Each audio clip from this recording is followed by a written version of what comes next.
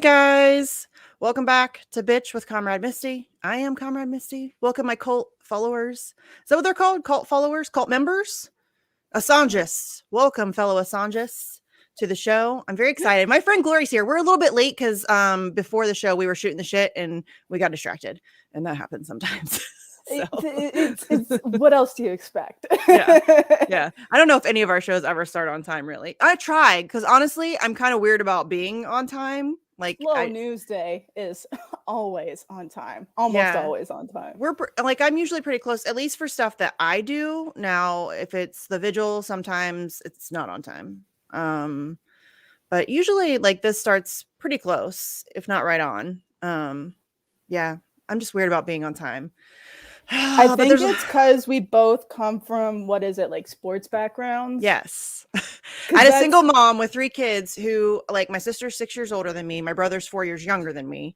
So it's like a weird span. And we were all in like a gazillion activities. Sports, I was in drama and cheerleading and all kinds of shit.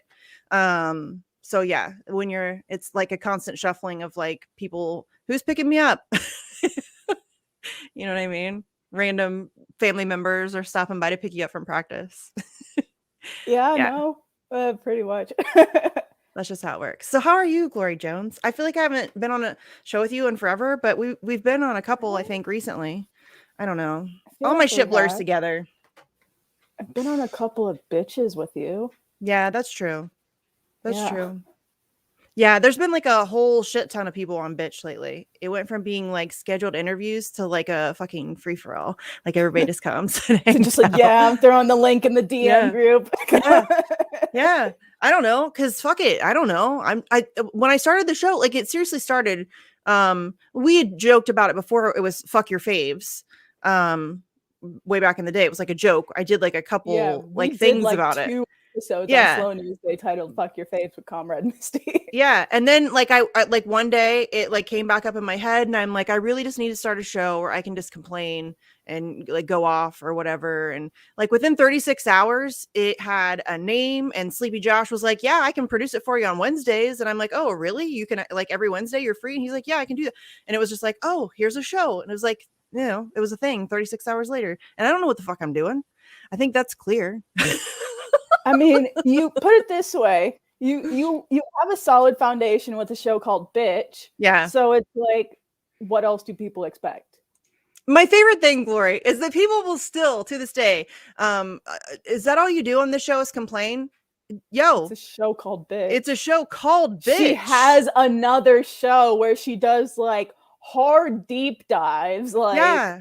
Like if you're looking for like substantive, you know, we talk to really cool people on facts, like really smart people.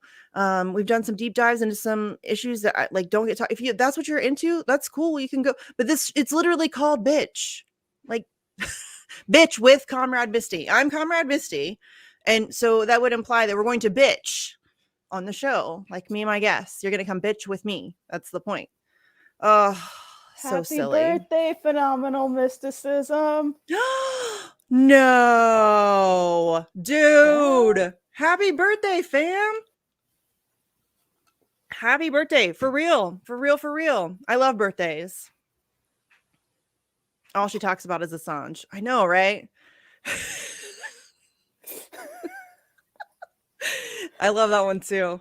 I'm like, I just can't take those people seriously anymore. It's like anytime, I'm sorry, like anytime I hear those people that are like, well, fuck Assange because my political ideologically inclined group never had free speech. It's like, yeah, no shit. I'm well fucking aware of that.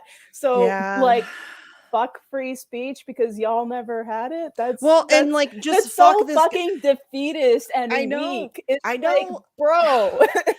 And another one too is he doesn't follow my particular ism, so fuck him. That you're shitty. So just fuck freedom then. Like, yeah, essentially, just like we don't give a shit about the fact that we're gonna have people. I think really and genuinely, a lot of it is that people do not comprehend what's happening there. You know what I mean? It all just looks weak to me, honestly. It's like that's anytime I see one of those things, I'm like, I don't even want to engage with it, because I'm just like, that's such a weak mindset. You think freedom fighters got time for that shit? Hell fucking nah. No. But it really does make me laugh when people say all I talk about is Assange, because it's so fucking obviously not true. Do I talk about Julian Assange a lot? Absolutely. And I won't apologize for that. I will not. All we talk about? No. Absolutely not. Y'all, I have multiple shows where I talk about lots of things. I've been guests on other shows where I talk about other things. You can check my Twitter feed. Is there a lot of Assange? Yes, but there's also a lot of stuff about Palestine and anti-imperialism and mutual aid and all of that stuff. So it's just silly. Yeah, it's anti-imperialism, the environment, combating the fourth industrial revolution. Yeah.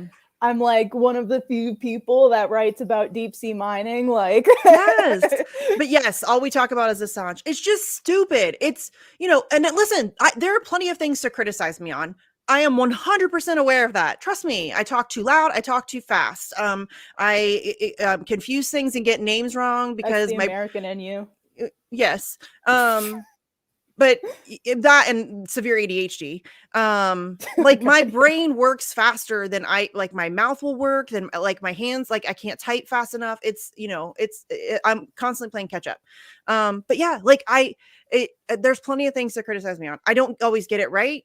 I'm some chick. Like, I've never claimed to be a journalist. I'm not trying to be a journalist. I'm just some chick who's interested in this stuff. And I'm going to talk to people who are smarter than me about the things that I'm interested in.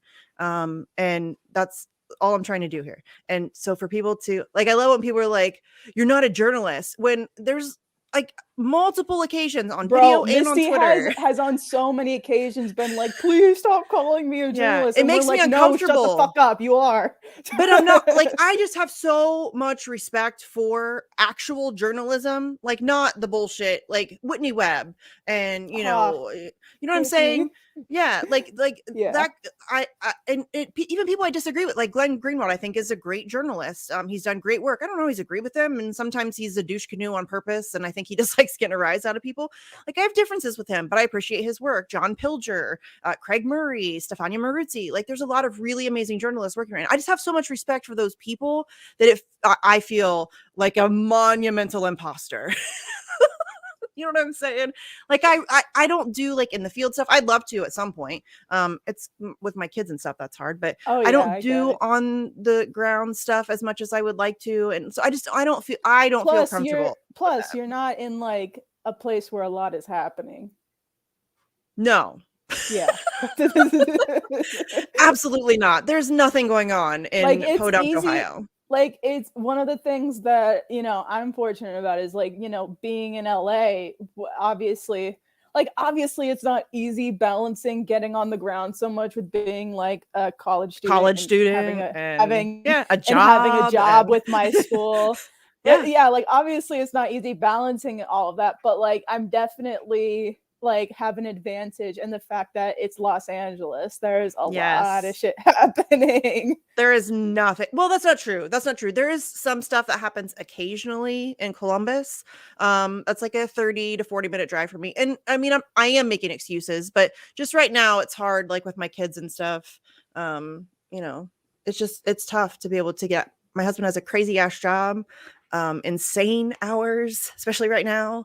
So it's just harder to get out on the ground. So, but that's why I also think it's important that like you can still do something. Like, you don't have to be a journalist. You don't have to be like a dedicated on the ground. Like, you can do like what I do. And just like, basically I'm just like a commentator, I guess.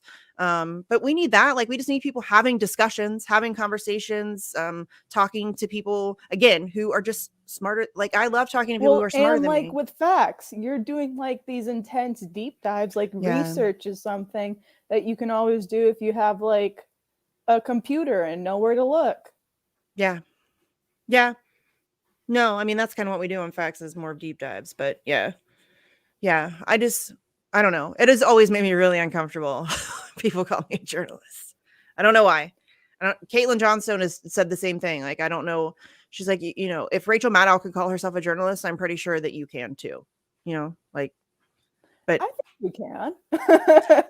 to me, I don't feel, again, I'm not like a serious person.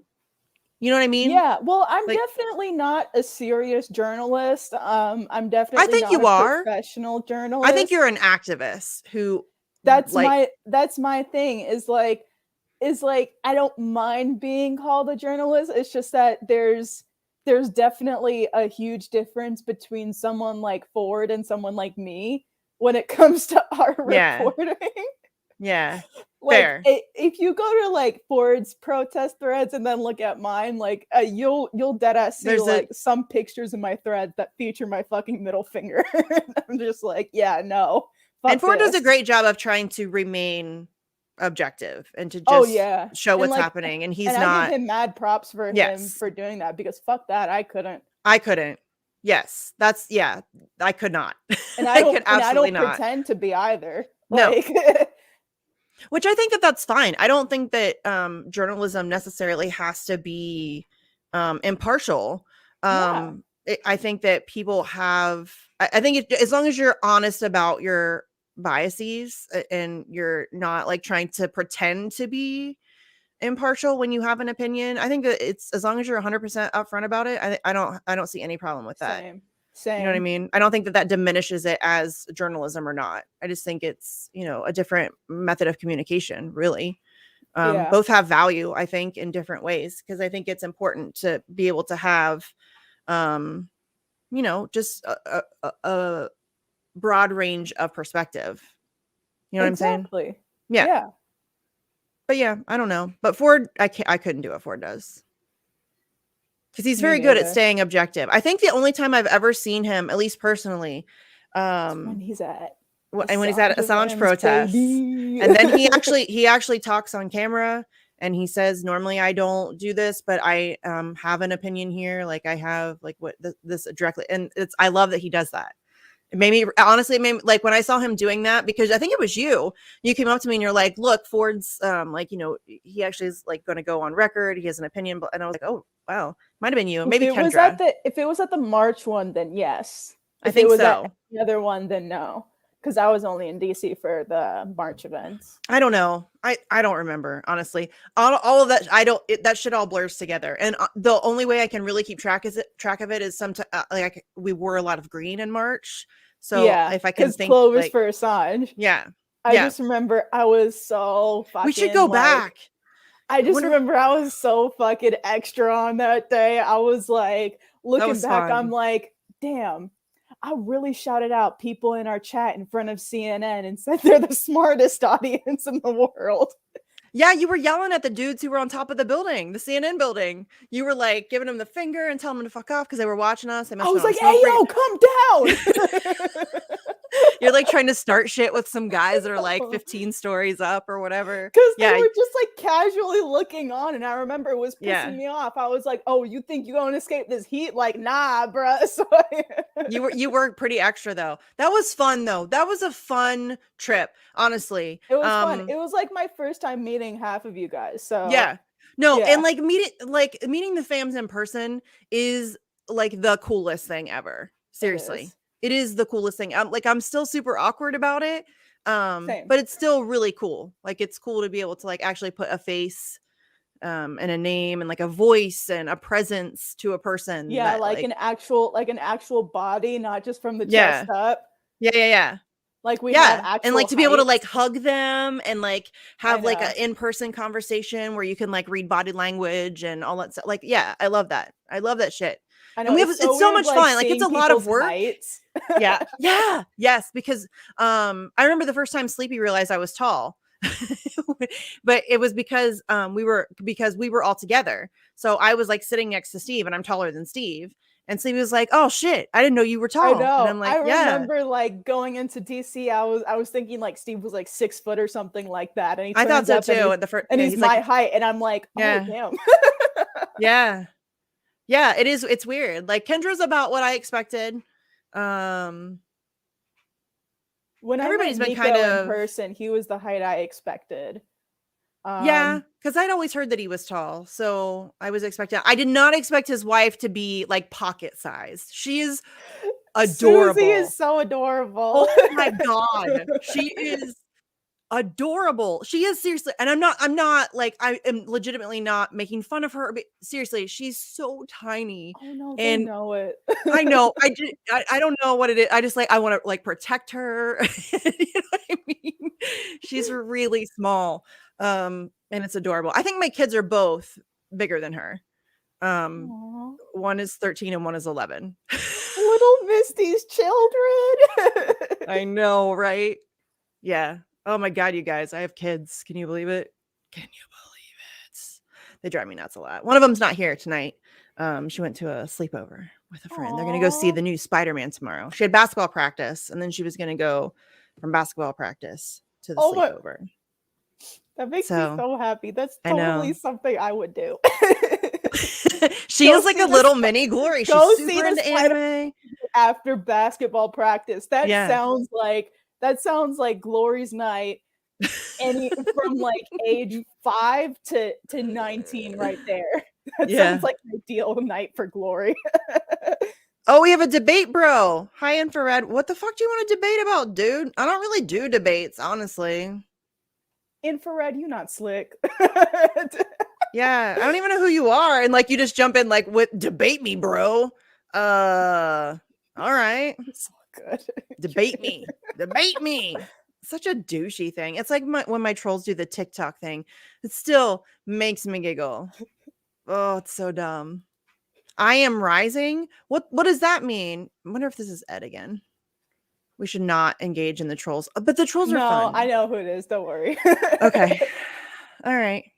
Well, Ed will probably be here at some point. He usually shows up. I still don't know why. Oh, I can't wait to ignore him then. Yeah, it's ridiculous. Ridiculous. Oh, hey, Fred Edward. I feel like Hi, Fred. Seen you in a minute. Fred, it's not Blurple anymore, really. It's just blue. There is some Blurple, I think, somewhere. But now it's just blue. So, and yes, it is a Shane troll. Fuck you, Shane, for bringing your troll. I have enough of my own, dude. And this is how it goes, though. Trey, you cried during Spider. Oh, you know what? I know which part. He said Trey's very sweet and sensitive too. Oh, yeah. Hey, bro, I cry like a baby at movies. No, I think it's a great thing. Who it is. Yeah, like, I think it's a great thing. Oh my God, I rewatched A Silent Voice the other night. For those of you that haven't watched Silent Voice, my fucking God, does that like take your heart and just like cave it in? Okay. It's I'll watch it. I don't know. Maybe I won't. Maybe I won't. It made me cry several times. It's basically like, to totally get sidetracked. It's like this animated movie, beautiful movie, by the way, but like it's this animated movie about like this little deaf girl in elementary school that gets bullied, and then like one of her bullies tries to go and redeem himself, and like he ends up, becoming like really good friends with the deaf girl after they've both grown up, and like, yeah. All right. It's really it's a real fucking gut punch. Yeah. There are a lot of movies like that. But Spider-Man No Way Home was really good. It was. Was it? Yeah, I'm glad. Okay, I'll tell my husband. Yeah, Spider-Man No Way Home is good. It's tied for my favorite Spider-Man movie along with Into the Spider-Verse. So cool. Yeah, I don't know if my kid's into Spider-Man. She's been in she loved Batman for the longest time. I mean, loved Batman. Ugh. I think she went she went as Darth Vader for Halloween. Ew. I think she just liked the Batmobile, honestly. Honestly. I didn't watch the new Matrix movie, but I hear it was ass. So I think it's funny that people are showing their papers to get into a fucking Matrix movie. Yeah. Literally, I heard that theaters showing the movie were requiring it, and I was like, you know what? Oh, this is automatically so cucked. I don't even want to watch the movie. Oh goodness. Yeah. Yeah. When that came on Twitter, I thought it was like an onion something. You know what I mean? I don't know. I'm not surprised at all. I'm not at all surprised. But that's funny shit. You have to admit that that's funny. Like you have to laugh at that. Hilarious. It's hilarious. It is fucking hilarious. But I can understand how for like actual fans of the Matrix, it would be like really infuriating. Yeah. Yeah. Ugh.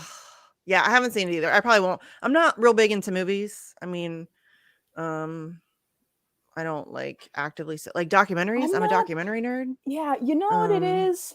I'm not big into Hollywood, but I love cinema. I love going to see a movie. Like I'm such like I'm a nerd. So like that part will never leave me. Like if there's like a sci-fi movie coming out there, like oh my god, when Godzilla vs. Kong was in theaters, best believe I was all into that shit. Like or anytime like when Spider-Man came out, that like I was hyped to see that. When the Avengers came out, I was hyped to see that. When Eternals came out, I pirated it and slewed the shit out of it because it was ass.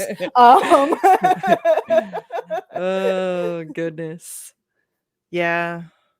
I don't really ever get that into a movie. I can't remember the last time I was excited to see a movie. Like, you know what I mean? Like, cannot wait for it to come out.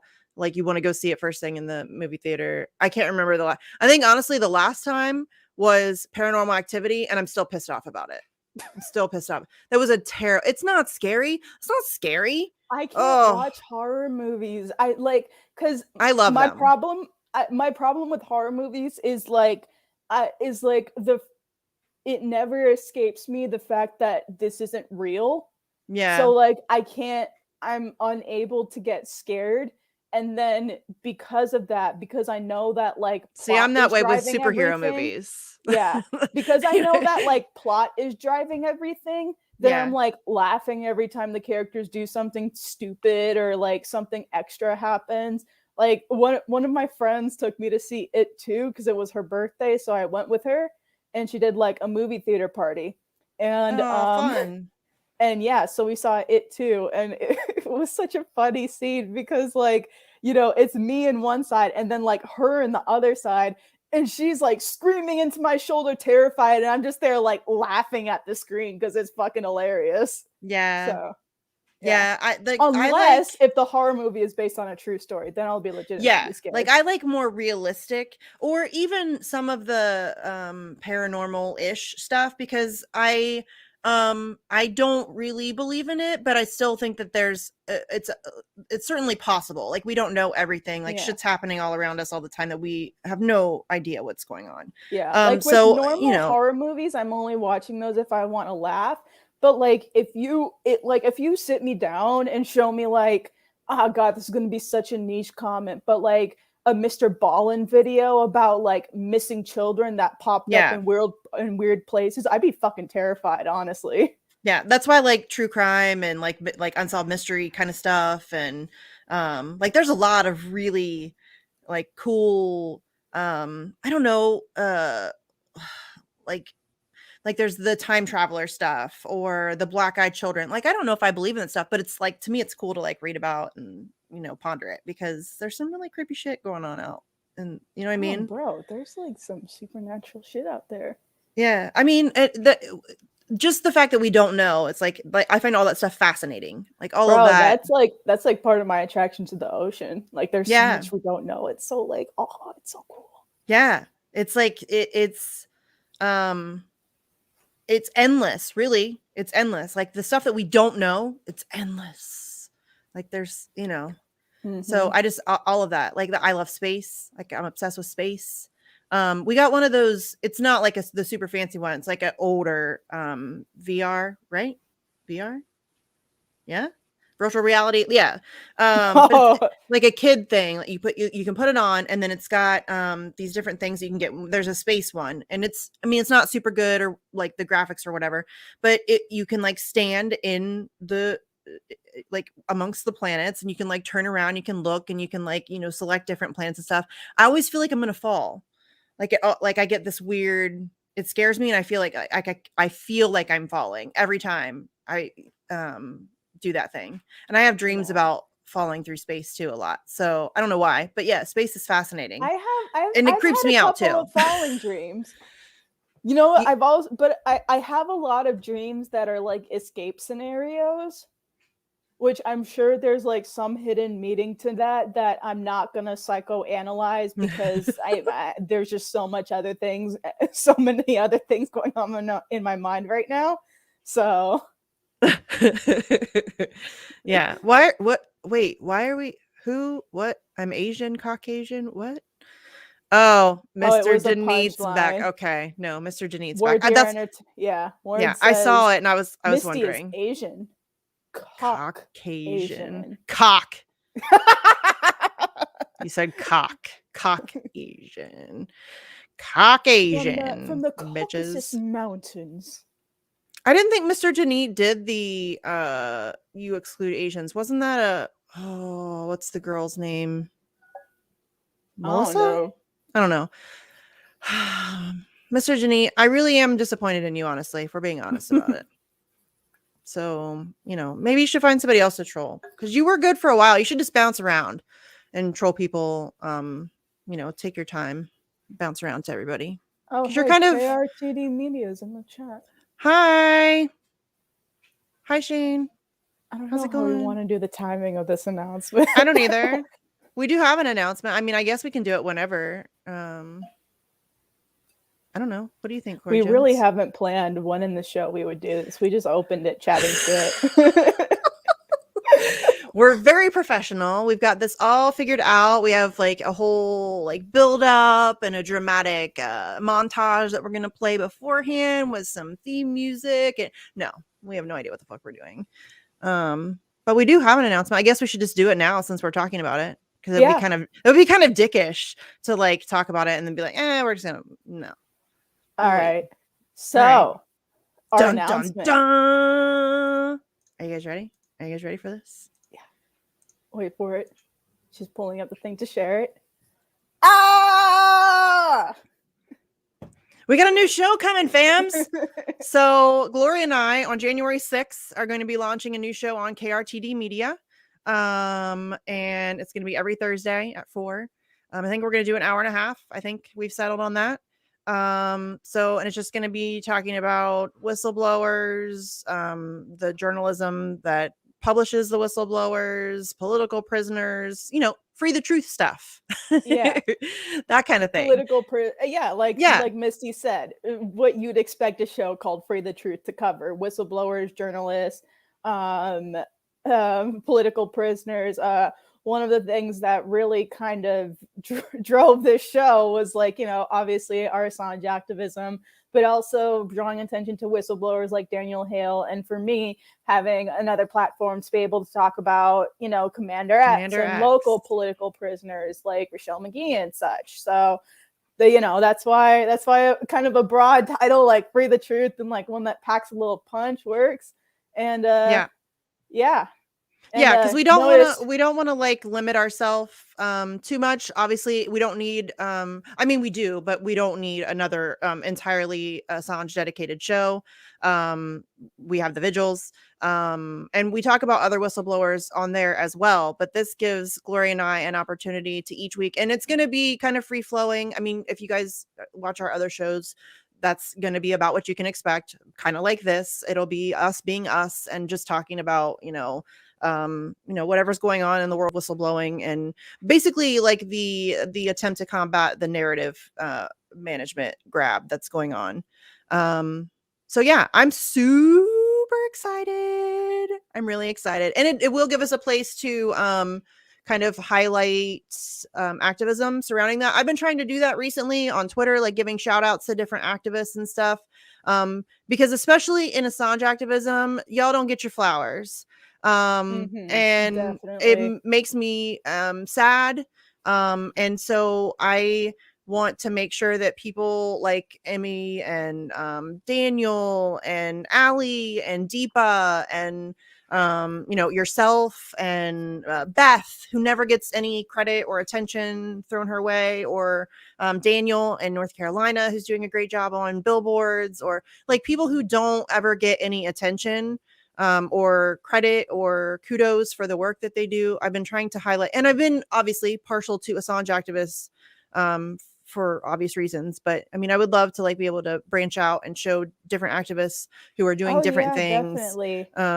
Especially because with a lot of, political prisoners, like people, the name of the prisoner, but there's a drop off in knowledge with regards to the campaigns to free them and what's actually going on with their case. And this is something that certainly isn't limited to Assange. Like this, a couple weeks ago, I covered a press conference for Rochelle McGee, aka Cinque, who's a political prisoner now, who's a 58.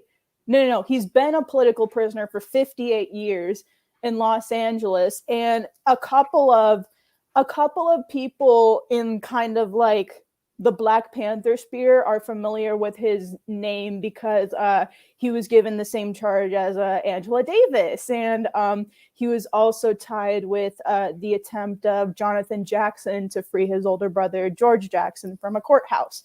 So because of that, people are familiar with his name. But I didn't know that there was a defense campaign to free him until I literally met someone on the campaign in person who was doing an event with PSL who told me like, oh yeah, there's an ongoing campaign to try and like get his parole. And, we're working with his lawyers and such and such. And I'm like, oh yes, like please.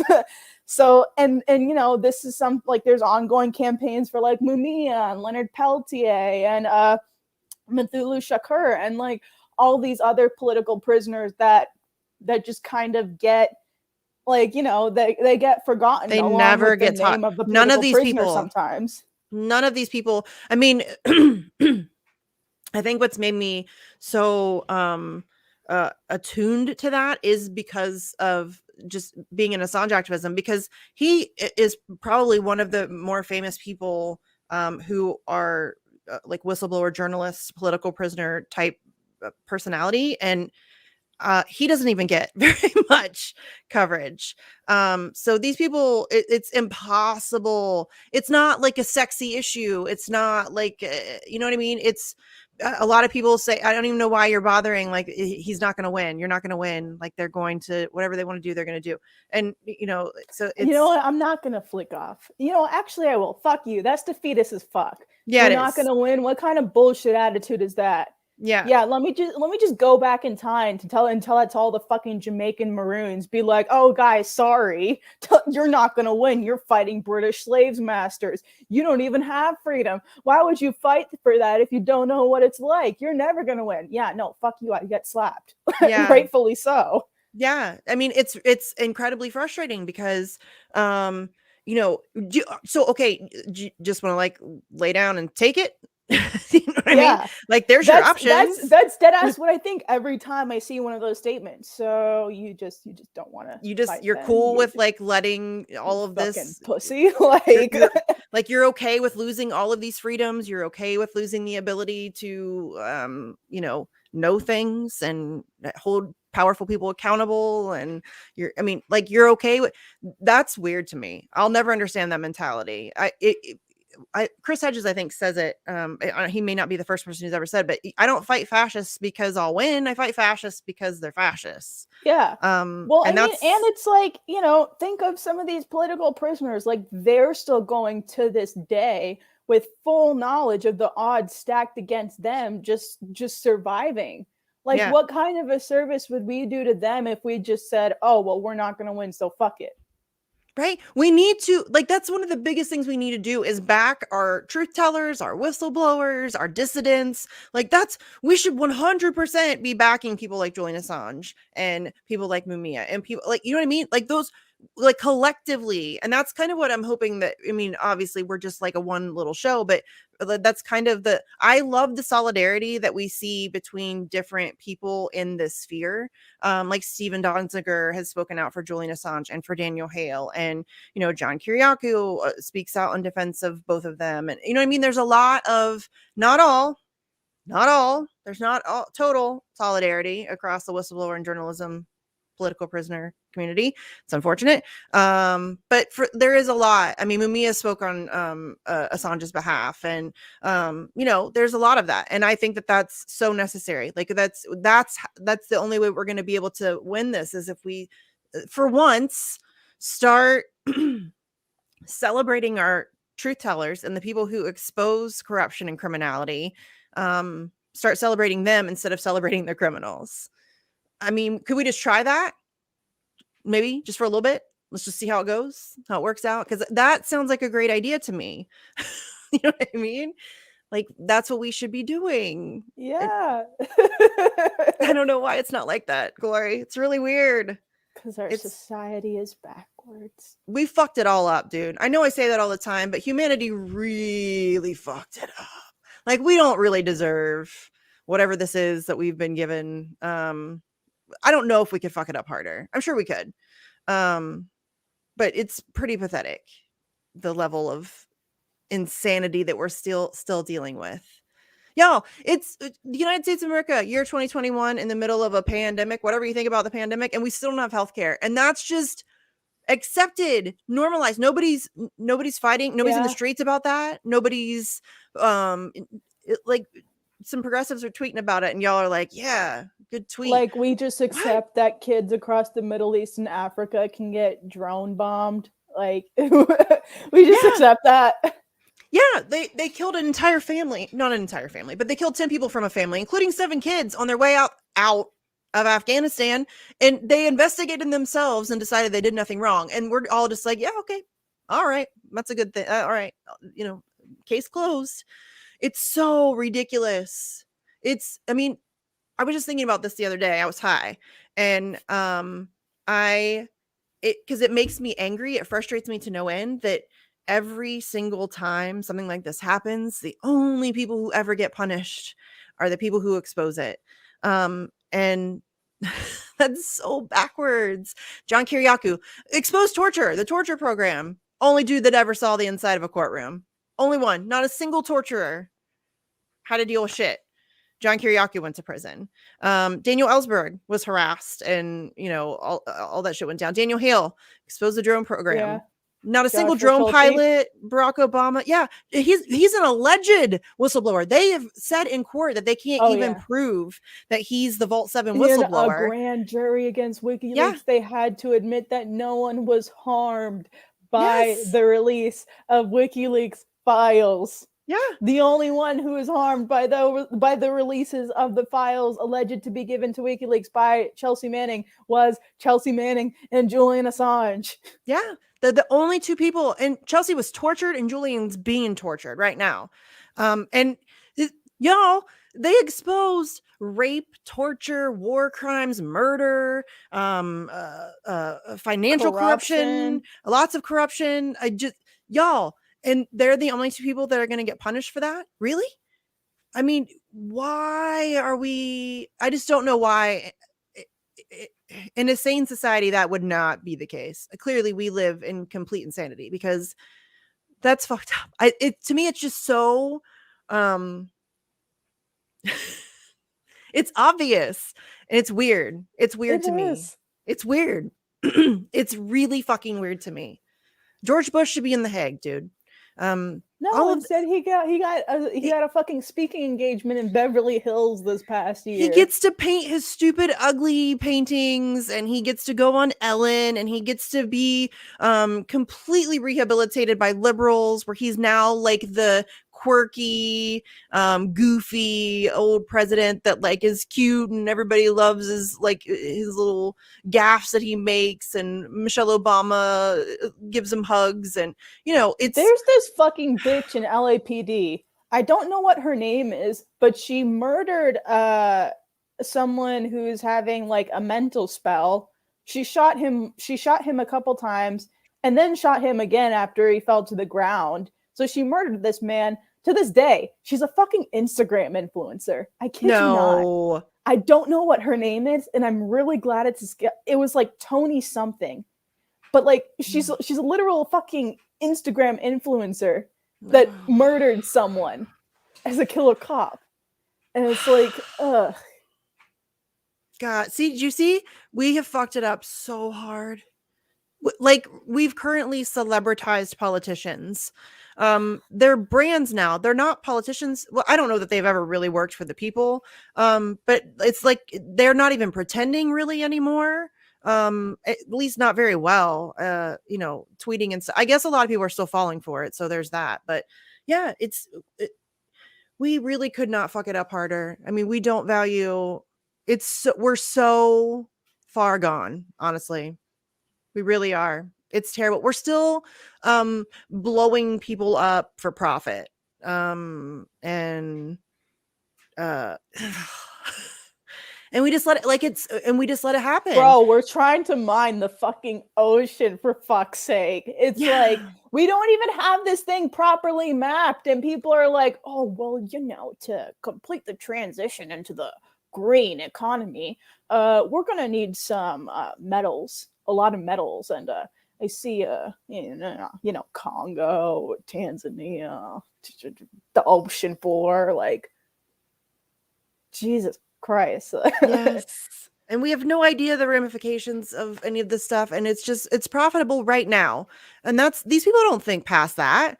They don't think past their own short-term gains at all.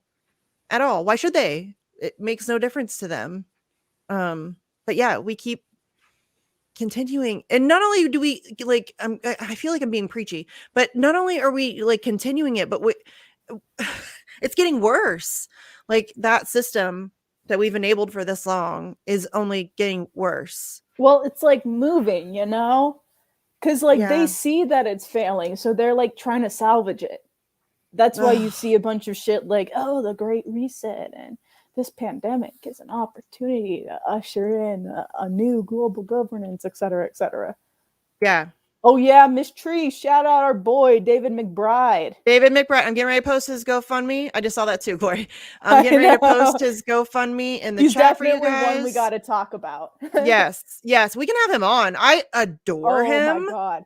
I love him so much. His voice is so awesome. Yes, I can listen to him talk all day, and he's so positive. He's going through a shitstorm, y'all. I mean, he's facing serious prison time. Again, if you guys don't know who he is, I'm sure most of you do, but he's a whistleblower. Who's what is he facing? Like 53 years or something like that? Is that right? Ridiculous. Something ridiculous. He's a whistleblower, exposed Australia's war crimes in Afghanistan, and I highly recommend looking into his case. And I just posted the GoFundMe in the chat. Go support his. He's another one who doesn't ever. He gets yelled at because he doesn't talk about his own case enough. Like, his team is always like, you need to hype it up more. Like, we need. Well, remember at one point his team tried to say he couldn't do interviews. Yeah. And then he was like, yeah, nah. 3 hours on Anonymous bites back 2 weeks in a row. Yeah. He is, like, seriously awesome. I love him so much. We definitely need to do some. Such a badass fucking voice. I say this every time he's on. I say his voice sounds like he fights mechanical space sharks with a flamethrower. Did anybody make a picture? They did. Somebody did, right? I don't think anyone made a picture, and I don't blame them, because it's a really hard picture to draw. Somebody needs to, though, because I need a poster of that. I do. I need that in my life. Okay, so it's David McBride fighting mechanical sharks. Is that what you said? Mechanical space sharks. Space sharks. With a flamethrower.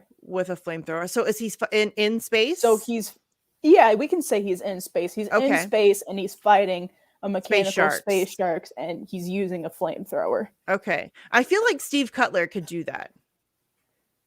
Probably. We need to get. It's a hard ask. I understand if no one wants to do it. Yeah. My mind is kind of crazy. It comes up with these crazy images. But I would really like to have that on a poster. I'm not kidding. That would be pretty funny. I would put it back there somewhere so you guys could see it. All right. And we'd have to show it to him too.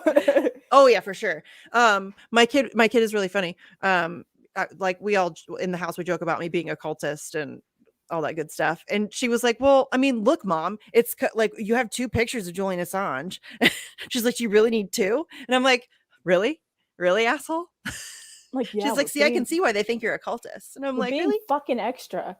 Like, I've used picture of like multiple salmon in my background before. Yeah. Like, Well, I mean, part of the reason why I have both of them and I'm keeping both of them back there is because Artsy Marxist did this one and I love her art. And so every time somebody sees it, I'm hopeful that they'll go and check out her art page on I think she's got it on her Twitter. I forget what it's called, Pixels or something. She's got a couple different ones. But you should go check out her art. And then this is a poster for, this is Magnus. So, and he's selling these. I don't know, is he still selling them? Do you know? Well, because I know he got a job. Yeah. So, but if he's still selling them, you guys should go get, like, they have posters, shirts, whatever the fuck you want. Bunch of different designs, not just Assange. They're all cool. Kind of an anarchisty vibe about them, and they're dope. It's almost like it's that way because he's an anarchist. No, I heard he's a libertarian. I can't tell you. I hope he heard that. No, it's not. I'm not saying that.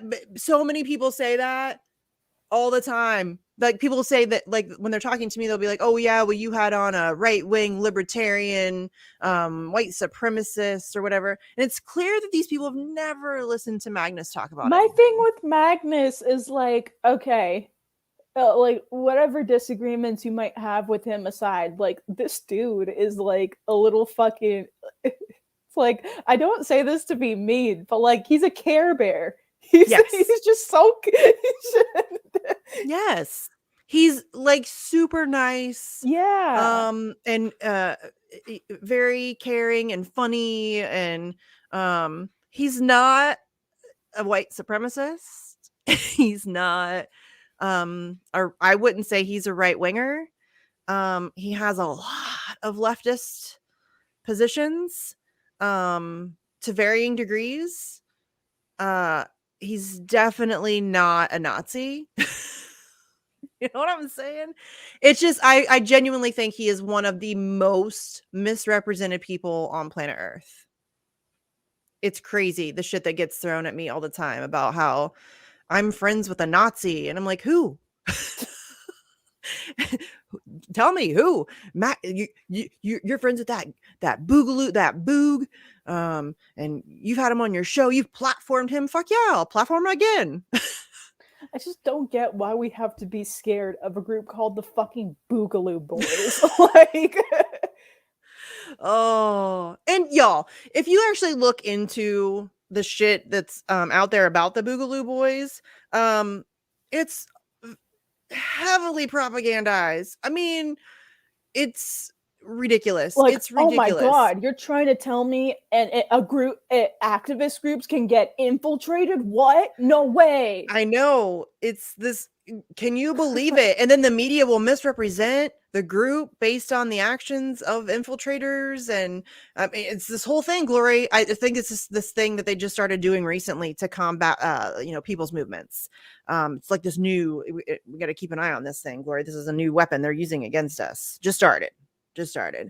So fucking annoying. Like, when the March for Medicare for All thing happened and everybody freaked the fuck out because the graphics department got infiltrated and a graphic got put out that shouldn't have been put out. And everybody freaked the fuck out. And I'm like, really? Y'all, this is why we don't get anything done. Hey, listen, this is why we don't get anything done. I'm still waiting for Geoff to put on that Medicare for All event. Geoff, where's your Medicare for All March? We're waiting. It's been a very long time. Looking forward to being there. Yo, this is going to be one hell of a March because he's had a really long time to plan. Like, we had to pull ours off. We didn't have very long. We had like a couple weeks. So this is going to be like the biggest March ever. I bet Geoff's March is going to be like the biggest March on planet Earth that we've ever seen. He's had a lot of time to prepare. So I'm really looking I'll go to Florida, Geoff, if that's where you're going to have it. I will go. I'm not gonna start shit. I will go just to support. I think we'll scare him though. That's all right. I'm not gonna approach him. I have no desire. I don't give a shit. But if you're gonna hold a march, I'll show up and show solidarity because I'm not a child. And it's not about personalities and it's not about your ego. It's about the issue at hand. And if you're going to hold a march or a rally for something that I care about and I can make it, I'm going to make it and I'll show support for that. And I'm not going to ask like the names and ideological That's history. like when we were trying to get people to show up to end the damn wars too. Yeah. It was like, oh, and that goes to the whole thing with Magnus, where it was like, Boogaloo Boys. I'm like, okay, so do you want me to hold your fucking hand while we hijack a march then? Like, what's up? You sound like a fucking pussy, honestly. Yes. They sound like children. Oh, well, I can't go. This is organized by a Boogaloo Boy. I can't. Do you want to end the damn wars? Because what the fuck is wrong with you that you like, do you know how many events I've been to for a cause I care about where I disagree with the organizers on something? I've been to events about things I care about where I didn't even know who the organizers were, what they believed in, what they stood for. I had didn't know a name, a group, nothing. I just showed up to an event because I heard it was going on. It was something I cared about. I didn't ask. I don't care. I think one of them was a Free Palestine rally. And I'm like, okay, absolutely, I'll show up to that. I didn't ask. I didn't care who the event was thrown by. It's weird to me that people are so willing to pigeonhole themselves in a time that like we're in right now. You shouldn't ever do that, because here's the thing. I think a lot of these people think that they're going to be able to bully people into adopting their ideology and their way of thinking, and that's just not possible. Human beings are different. They think differently. They believe in different things, and the grown-up approach to that would be to try to find a way to coexist as much as possible and to tweak systems wherever we can to make it fit as well as we can. But yeah, I don't need everybody to agree with me. I don't care. Like, if I'm showing up to a Free Palestine rally and you are anti-abortion, I don't care. Honestly, I don't care, because I'm here to free Palestine. And if we can agree on that for 2 hours while we're at this rally or for whatever amount of time, then cool. Because it's more important to me to fight for Palestine. I showed up to the Los Angeles Women's March for Reproductive Rights. It was one of the most painful experiences of my life, protest-wise. But you know what? I still what? And I still covered it out of pure fucking principle. I did it.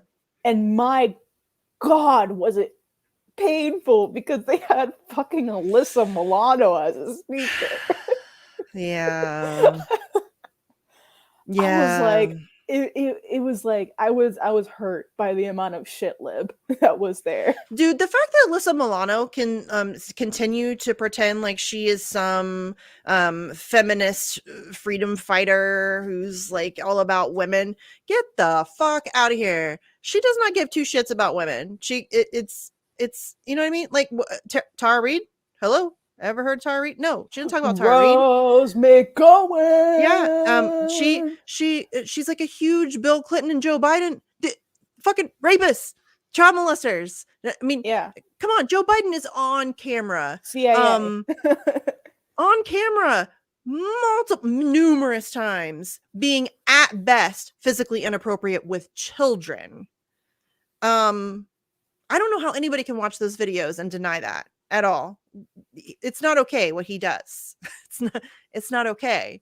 And she's fine with that, though. She's fine with that. It's the partisan, the tribalism. It's tired. I'm so tired of it, Glory. Oh my God, I'm so tired of it. Me it's too. Fucking exhausting. Now I wish Jessie Jet was here to play Complicit Milano, because that's a really good song. I should check it out. Can we just like fucking go, y'all? Like, come on, bro. I know. Can't we just like shut down a massive oil tanker, or like something, stop a deep sea mining ship, or like block a port from getting an Israeli arms shipment, or stand outside the Department of Justice with a shit ton of bullhorns and just like, why aren't we spraying shit on politicians' houses like they do in France? Why don't we, you know what I mean? Like, shit. That's great. That's great. But no, we can't do that here. We can't do that here. No, because we have to be fucking pussies. United States of complacency. That's what this is. It's ridiculous. And it's like, hey, like, I'm just saying, if Julian gets extradited here, like, we ought to go to DC and make sure that Merrick Garland can't. I'm not even kidding. Sleep. I'm not even kidding. I have already started looking at like trying to get like an apartment or a condo or something, like 6 months, like a sublease or some kind of shit, so that I can go every week. And I think that would be great. I mean, like, I probably won't be able to be there full time, but like, listen, I'll participate in setting up shifts, so Yeah. we can have like 2 Well, I mean, we hours. have a lot of people, like Andrew is Yeah, like 7 like hours 2 hours out. of yelling outside his home here, then going to the next shift, and then the Yeah. next shift, and then the next shift, and then don't let these people fucking sleep. Yeah. How does the quote go? If they won't let us dream, then we won't let them sleep. Like Yes. That. Yes. And we like, that's the energy that we need. That's y'all, like, you know, the squad ain't gonna do it. I don't know why I need to keep saying that, but the squad ain't gonna do it. None of them are. No, and this goes for right wing too. Like, none of them are going to do anything for you. None of them. no, Trump's not no. doing shit for you. None of them are doing anything for you. It's up to us. Period. End of story. It is up to us. And they're very, very good at keeping us angry at each other and divided. They're very, very, very good at that. And we have to get smarter. We have to, we don't have to get along on everything. We don't. And here we go. I am not saying that we should work with actual Nazis. I have never said that we should work with actual Nazis. The thing is that there's a lot of people in between Bernie Sanders and an actual Nazi. And I'm willing to work with a lot of those people because I care about getting shit done. Yeah. And anybody who's serious about getting shit done needs to grow the fuck up and recognize that we need the numbers. Period. Mm-hmm. We need the numbers. Mm-hmm. Porque el pueblo unido Put your ego aside, assholes. El pueblo unido jamás será vencido. Seriously, the people united will never be defeated. Yeah. No, I mean, we can have the conversations about what we disagree about. Those are all legitimate, valid conversations that need to be had. We need to figure out what we're going to do moving forward, but we can't have those conversations until we deal with the shit show that we're already in. Exactly. It's like social progress is forever going to be stunted if people are consumed with not trying to get killed. Yeah.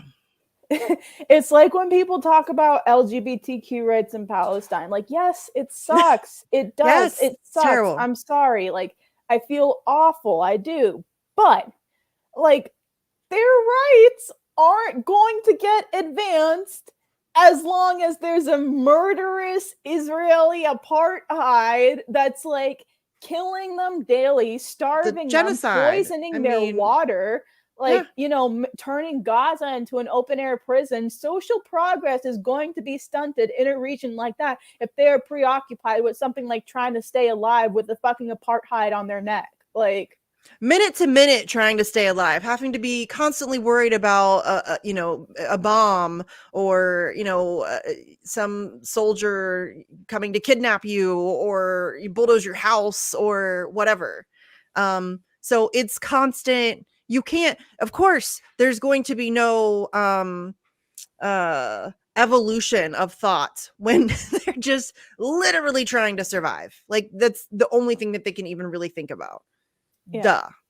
And so, yes, it does. LGBTQ, that's an issue. That's absolutely an issue. But to me, that is so not at all the first priority.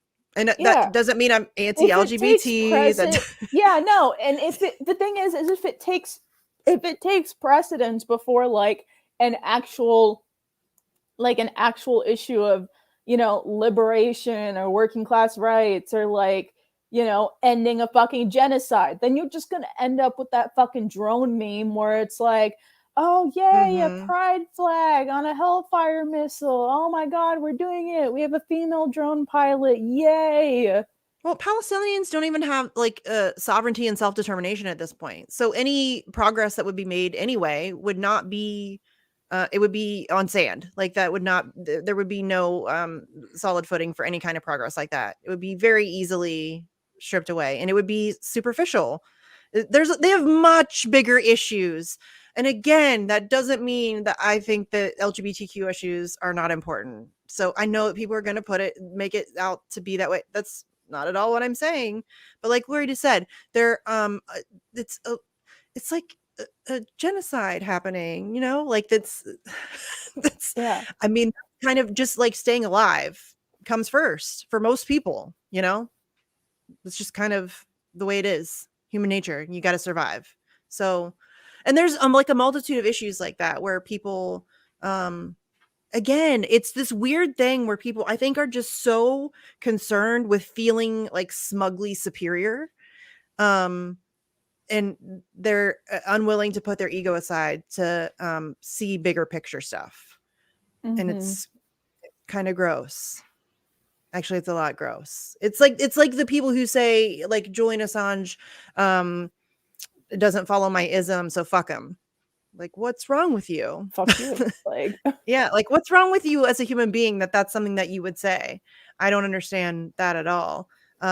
Just like on a human being level, but then that completely ignores the larger implications. And you know, it's this very surface level thinking issue, and people are very ego driven, and they only care about things as long as it benefits them, you know.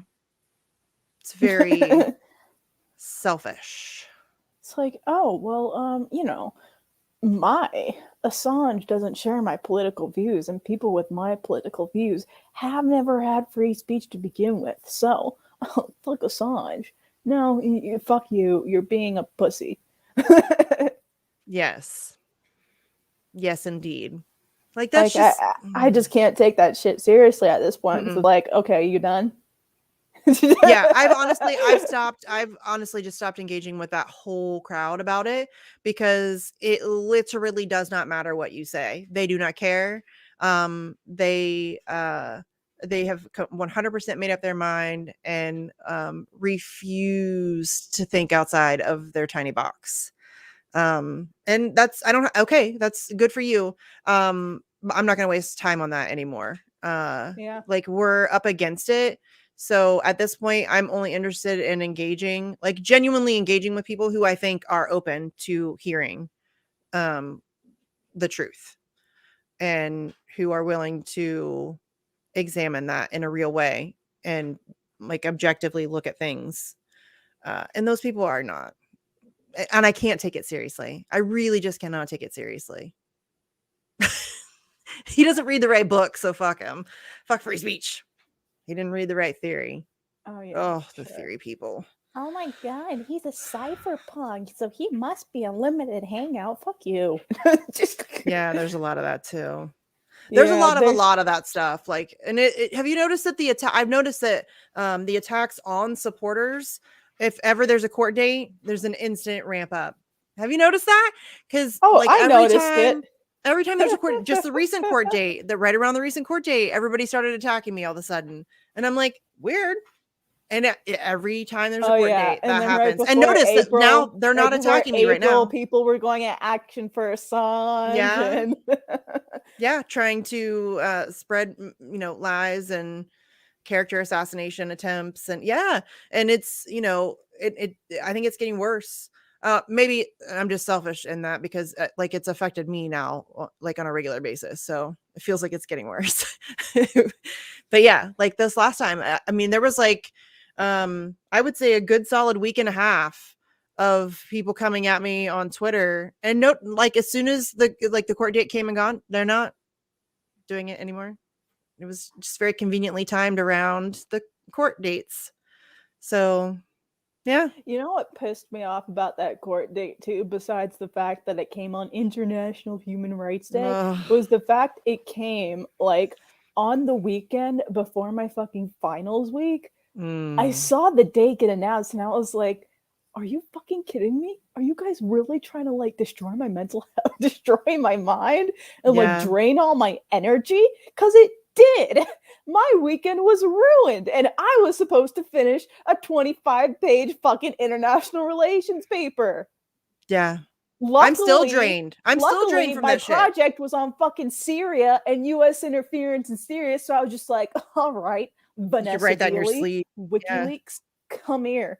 but like I was planning to work on that paper during the weekend and everything, and I like had a plan. And like I never do this when I write papers, like because it was 25 pages. So I'm like, okay, I gotta actually like plan this through. I'm gonna like, do this.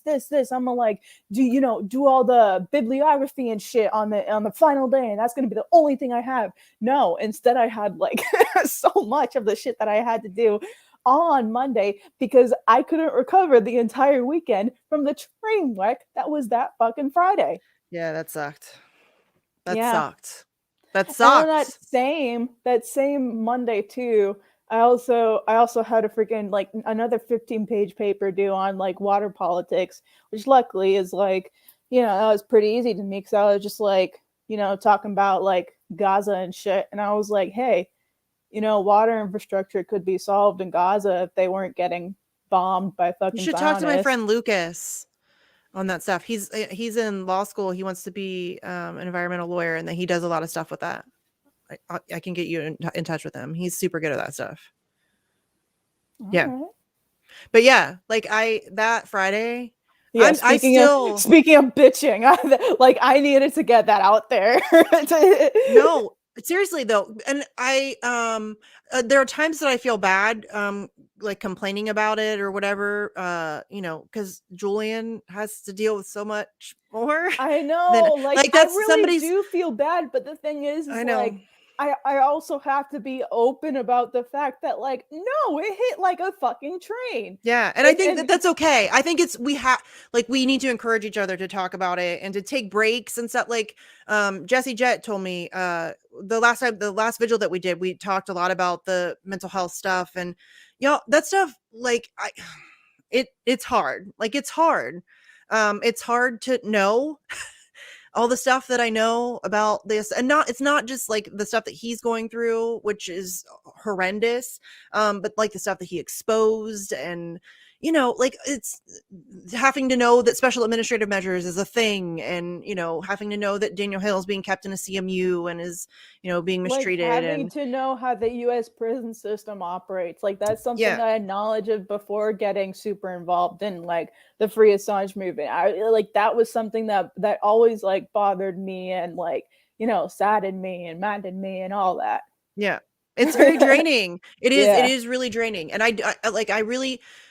Jesse was like, you can take a break, and I know that I can, and I know that I should at times, but it's hard. Like I feel guilty every time I get tired or I feel defeated, or like I can't help but think, Julian Assange is literally being held in isolation in a supermax prison and has been for 2.5 years. Like, tough it the fuck up. You know what I mean? Like I feel bad. I feel guilty.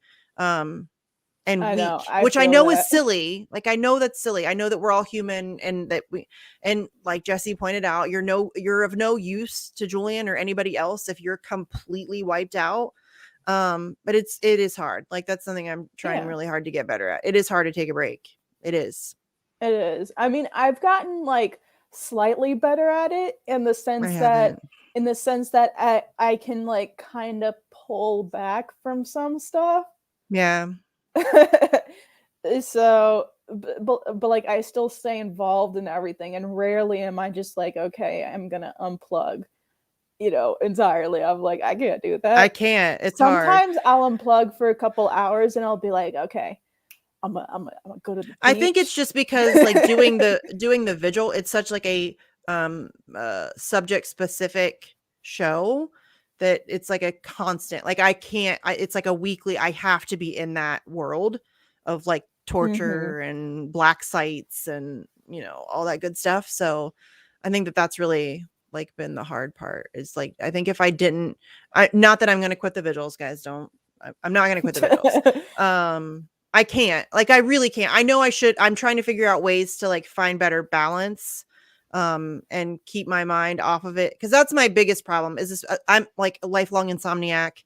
I have ADHD, so at night, like, I can't help it but like think about like many sleepless nights thinking about like Khalid al-Masri, you know what I mean, or just the number of things that we have learned about and like what we're up against. I think that's another thing, is that the Assange thing, I think, really is kind of like a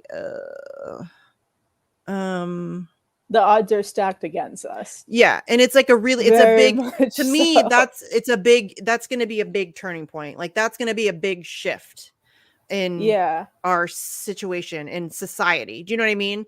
So yeah, and I mean like sometimes like I genuinely think of that, you know, like there were even moments in DC where like, you know, as happy and high and everybody is, like there were a couple moments, I think it was like on Thursday specifically, where I was just like, holy shit, bro, we're really like can we actually do this?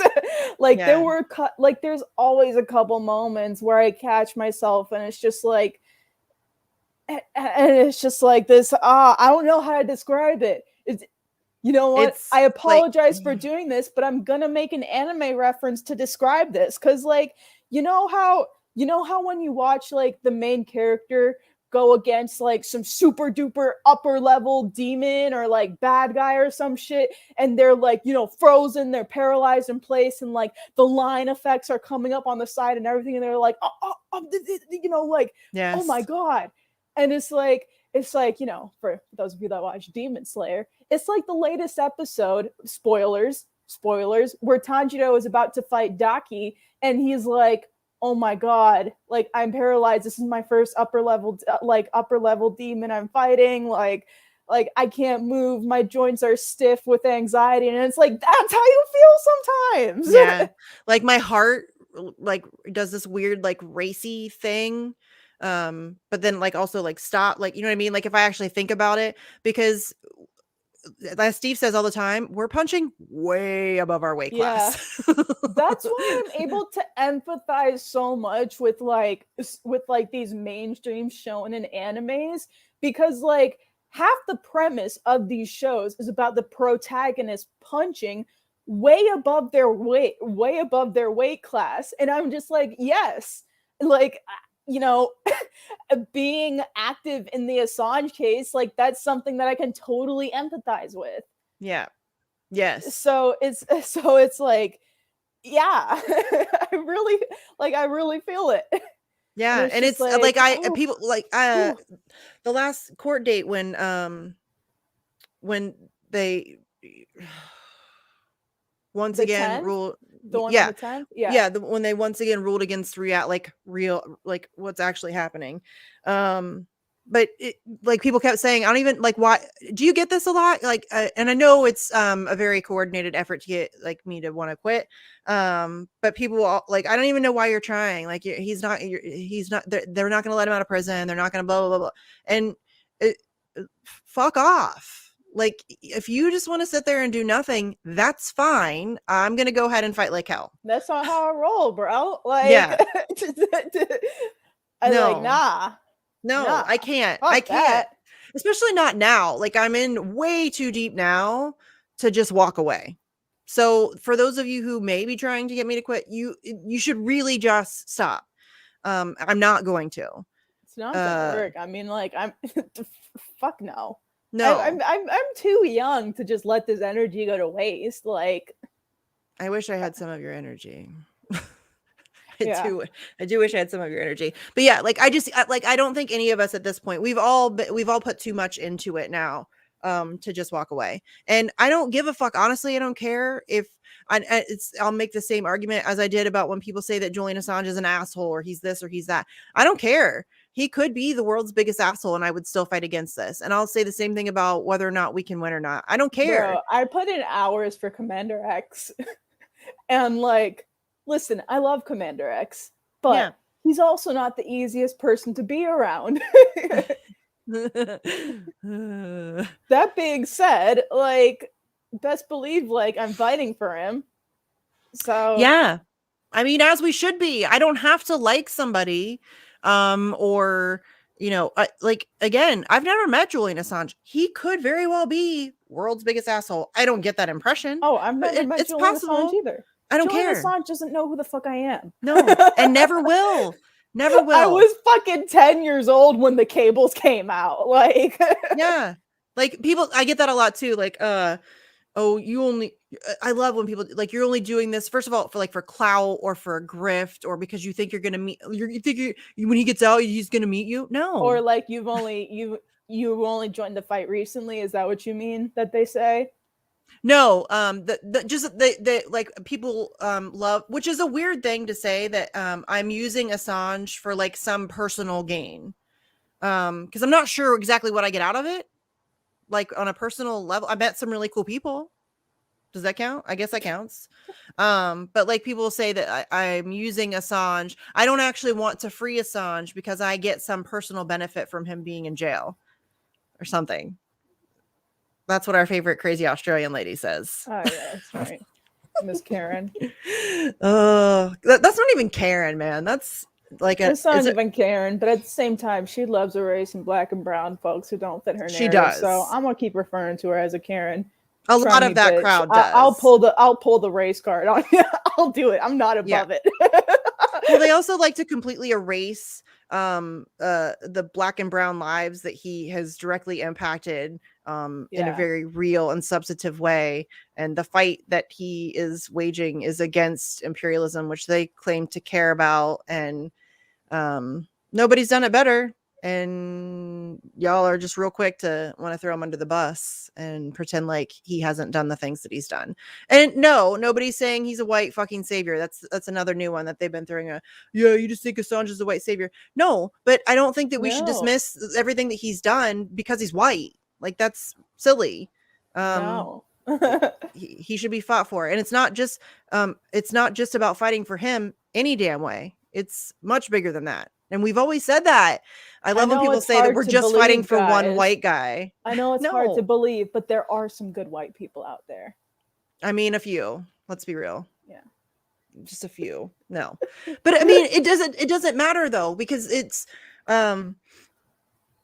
not even just about him. It's about WikiLeaks as an institution and as a methodology of journalism and about, it's bigger. It always has been. Yeah. It's about journalism. It's about free speech. It's about protecting what we have left of the press. Yes. It's about being able to hold powerful people accountable. It's about being able to combat narrative control. It's about being able to push back against, it's about dissent. It's about protest. It's about being able to protest. They are like actively engaged in making everybody who is an activist a terrorist. They just did it to the water protector. They're charging her with a terrorism. She has a terrorism charge.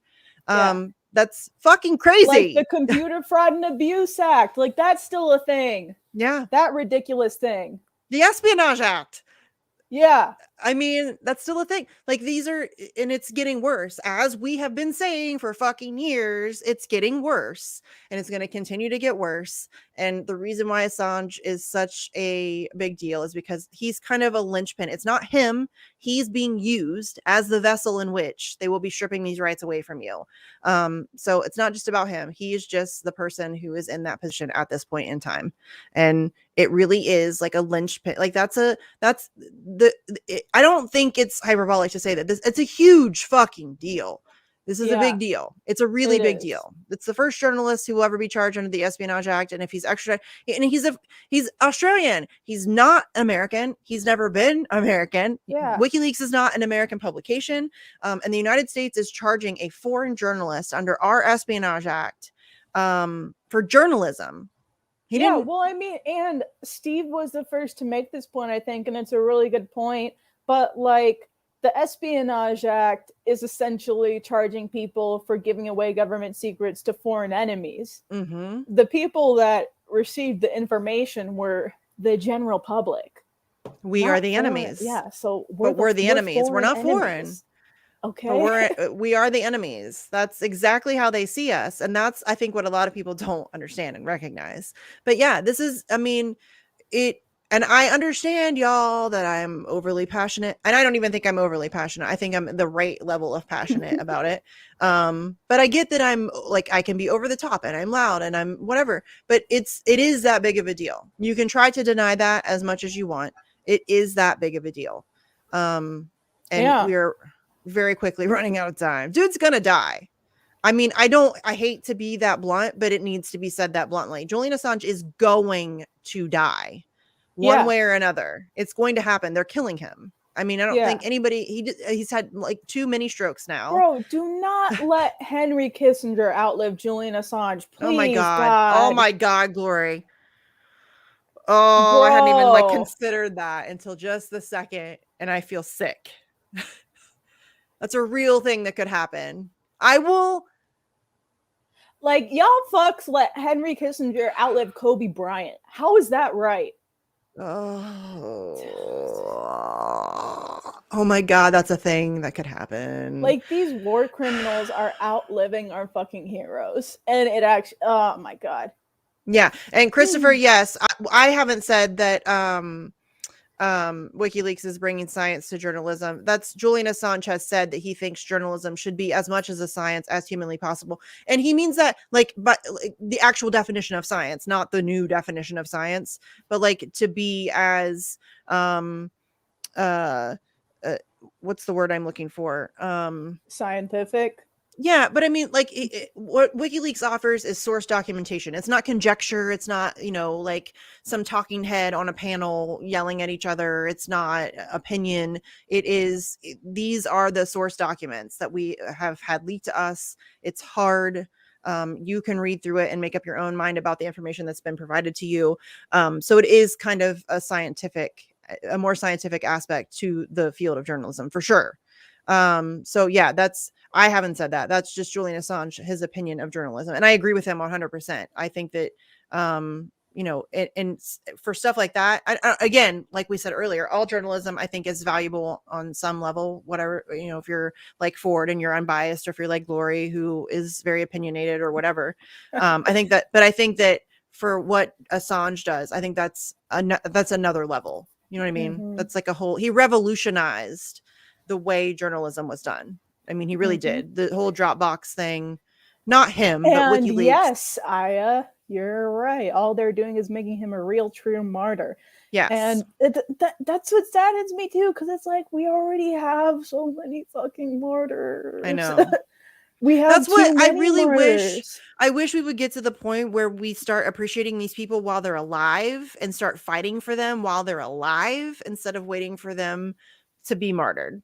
And I think it's in Julian's interview that he did with 60 Minutes. They said something to him about being a martyr, and he said, well, I'm not a martyr yet. Let's keep it that way. And I think about that all the time, that sentence that he says, I'm not a martyr yet. Let's keep it that way. That runs through my head a lot.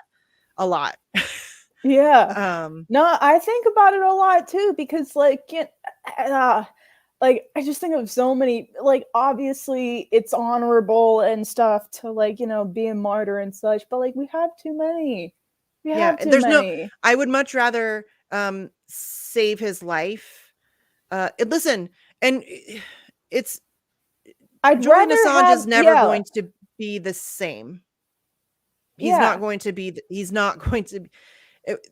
We're not going to get the same Assange back that went into Belmarsh. And even then, like we wouldn't have had, you know what I mean? Like this has been a decade-long process of destroying him mentally, physically, spiritually, emotionally. I don't know that you recover from that. So I mean, a lot of people like, oh yeah, he'll get out and he'll be right back to being, WikiLeaks. And I don't think so, you guys. It's like, I don't even want him out so he can like expose every government again. Like, I just want him out so he can fucking live. So, like, we don't need any more martyrs. Like, if anything, we should like take this time to be empowering like other outlets to become WikiLeaks. Yes. I say it all the time. We need 1,000 WikiLeaks across the globe, y'all.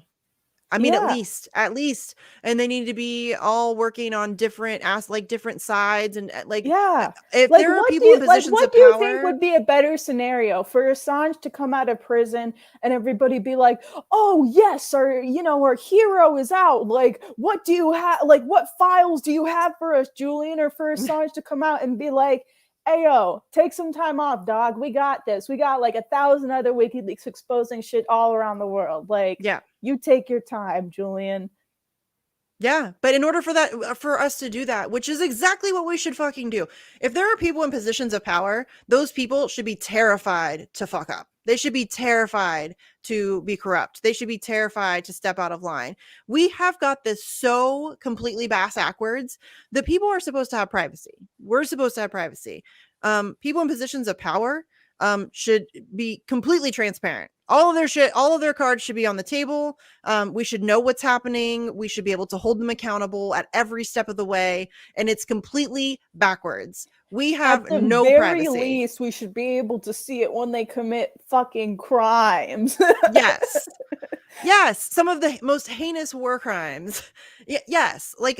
Yes. And I don't know why that's controversial. And it's, I would love, but we're never going to get to that point because we won't support people. Why would anybody want to do what Julian has done? Nobody supported him. I mean, people do, but you know what I mean? Yeah. Why would anybody do what Chelsea Manning did when, she gets some support now? But that was a slow process. I mean, Ed Snowden's starting to get some support now. He's kind of managed to rehabilitate himself a little bit with some people. But I mean, Dan Ellsberg is now seen as, a great hero or whatever, but they put him through the ringer too. But it's like this slow can we just how about, I don't know why it's so difficult for people to recognize and back a truth teller when they're alive, when it like in the present moment. I don't know why that's so hard for people. But really, it's propaganda. Fuck. I was about to make this really great quote from The Tragedy of Julius Caesar by William Shakespeare, when Mark Antony gets up on the altar and he goes, "Friends, Romans, countrymen, lend me your ears." And then he says this really poetic quote about, "'Tis the evil that men do that lives on. The good is oft interred with their bones. So let it be with Caesar." I realized that it's a beautiful quote, and I was about to say it, but then I was like, wait, I got it the other way around. It should be like, people revered after death. The evil. Yeah. It's this really, I mean, and then what's his face just died, and AOC's like, oh, he was such a mentor, and Harry Reid, and Bernie Sanders is like, oh, he was such a great friend. And I'm like, what the fuck? I really don't give a fuck. No, I know, but it's just like AOC, when Mike Gravel died, not a word, not a peep, but she's got all kinds of praise for John McCain, Harry Reid. It's just so silly. But yeah, I would love it if we would start appreciating people who put everything on the line to expose the most disgusting people amongst us. I mean, it would be cool if we could figure out how to do that. Speaking of, shout out Maria Farmer and them. Ghislaine Maxwell guilty on 5 of 6 counts. So celebrate those. Yeah. She's probably going to get a light sentence, but the verdict came in and she was guilty on all counts except the one that says that she enticed children into performing illegal sexual activities or something like that. Yeah, the fact that the mainstream media was trying to make that bitch into a victim. She's probably going to get a light sentence. Yeah, and for sure. Les Wexner probably isn't going to get prosecuted. They're probably not going to go into the Mossad connections or any other bigger connections. But, let's take a moment to appreciate the whistleblowers that fought to get that case started to begin with. Yeah, for sure.